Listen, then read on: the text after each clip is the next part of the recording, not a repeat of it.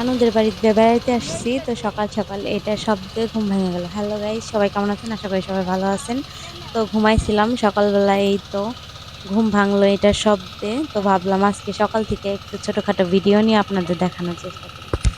তো এই আমাদের নানাদের বাসায় একটু মানে চকের সাইডে, চক বা মাঠ যেটা বলেন না, এই তো সূর্যাস্ত উঠে গেছে। আমি মাত্র ঘুম থেকে উঠলাম এটা শব্দে। যাই হোক, তো একটু বেলা হইতেই খাবার দাবার শেষ করে আমরা চইলা যাইতেছিলাম। মানে নানা কিছু ধান বুনছে, তো ধান কাটার জন্য, যদিও মানুষ পাইতেছিল না ধান কাটার জন্য, মানুষ বা পৈরত বলে আমাদের এখানে। তো পৈরত পাইতেছিল না, পৈরতের দামও খুব বেশি। দাম বেশি হইলে কি হইবো, তো আমাদের এলাকায় তেমন ধান কাটার জন্য লোক পাওয়া যাইতেছিল না। তো কি করব, ধান পাইকে যেতেছিল। তাই ভাবলাম তো আমরাই মানে বাসার লোকে মিলাই ধানটা কাটি। তো কাটতে গেলাম, ধান নানা কাটতেছিল, আমি আর এই যে খালাতো বোন মিম কাটতেছে। পরে বলতেছি কাট দে, আমি একটু চেষ্টা করি, যদিও আমরা কখনো ধান কাটিনি বা আমাদের অভ্যাস নাই। তো চেষ্টা করলাম দেখি পারি কিনা। যেহেতু মানুষ নাই সেহেতু আমাদেরই তো করতে হইব। তাই যাক, ও একটু কাটলো, কাটার পর বললাম যে দে আমি একটু কাটি। ও বলতেছে দাঁড়া আমি একটু কাইটা লই তারপরে তোরা দিতেছি। তো যাই হোক, ও কাটতেছে, ওই পাশে নানাও কাটতেছে। এই তো এই যে ধানগুলা, সব ধানগুলা শুয়া পড়ছে, যার জন্য কাটতে খুব কষ্ট হইতেছিল আমাদের। এরপরে বললাম যে আমি একটু কাটি। তো আমি একটু চেষ্টা করতেছিলাম, আমি আগে কখনো কাটিনি, ফার্স্ট টাইম ট্রাই করতেছিলাম। মানে ধান কাটা যে কি কষ্টকর, না কাটতে আসলে সত্যি বুঝতাম না। এত বড় বড় ধান, মনে হইতেছিল কি ধানের হরলিক্স খাওয়ানো হয়েছে, এত লম্বা হয়ে গেছে ধান। কাটতে অসুবিধা হইতেছিল। যাই হোক, আবার অনেক ধান ইন্দুরে কাইটাও গর্তে নিয়ে নিছে। তো ভাবতেছি ইন্দুরের গর্ত থেকে, ইন্দুরের গর্ত বলে বা ইন্দুরের বাসার থেকে ধান বের করব। দেখি এই তো নানা ধান কাটতেছে। নানা অসুস্থ, যদিও তারও কাটতে অসুবিধা হইতেছিল। তো যাই হোক, কিছু করার নেই, নিজেদের ধান কাটতে তো হইবই। তো এই তো আমি মানে কোন রকম একটু কাইটা, তো কি করব, তেমন একটা পারি না। তো ভাবলাম যাই রান্নাই করি বাসায় গিয়া। তো রান্না করতে গিয়া নানা বলতেছে ওই পাশে একটা পেঁপে পাকছে, তো যা গিয়া পেঁপেটা পাইরে নে। তো কি করব, সেই পরে আমি আর মিম গিয়া পেঁপেটা পাইরে নিয়ে আসলাম। এই যে এই টুকুর ভেতরে মোটামুটি অনেক সবজি টবজি চাষ করা হইতেছে, অন্য একটা ভিডিওতে আপনাদের দেখাবো। এই তো পেঁপে পাকছে।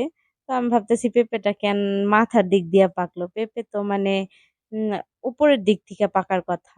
তো যাই হোক, দেখি কাইটা কেমন ভেতরে মিষ্টি হয়েছে কিনা। আর এইদিকে নানা কলাগুলা বাইধা রাখছে, কারণ পাখিতে বা ইঁদুরে অনেক খায় ফেলতেছে কলা, সেই জন্য এভাবে বাইধা রাখছে। তো মিমরে বললাম কাট, মিম আমার খালাতো বোন, তরে বললাম কাট।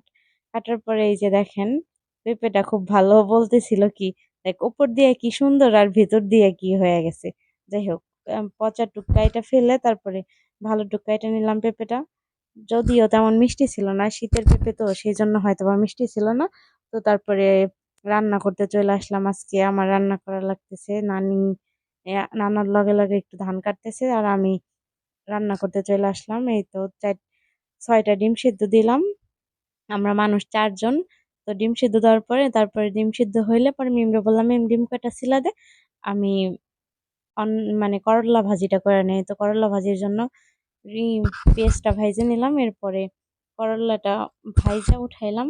মানে আজকে আমি রান্না করতেছি বাসায় আসার পর প্রথম। আমারও যদিও শ্বশুর বাড়ি থেকে আসার পরে কেউ রান্না করতে দেয় না, বলে শ্বশুর বাড়ি রান্না বান্না করি, সেখানে আসার পর রান্না বান্না করার কি দরকার, তো আমরা রান্না করি তুই খাবি, মানে কখনো রান্না করতে দেয় না। তো আজকে শখ করে আসলাম বাপের বাড়ি রান্না করার জন্য।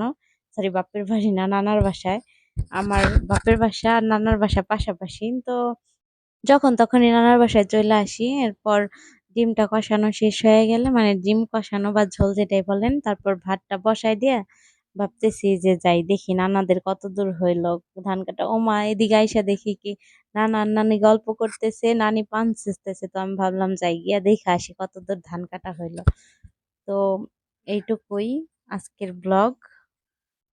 এই যে আমি যাইতেছি জমিতে, এইটুকু ধানগুলা এদিকে অনেক হয়েছে, পাইকে গেছে। তো এই যে এইটুকু ধান কাটা হয়েছে আজকের মতো, এইটুকুই। সবাই ভালো থাকবেন, আল্লাহ হাফিজ।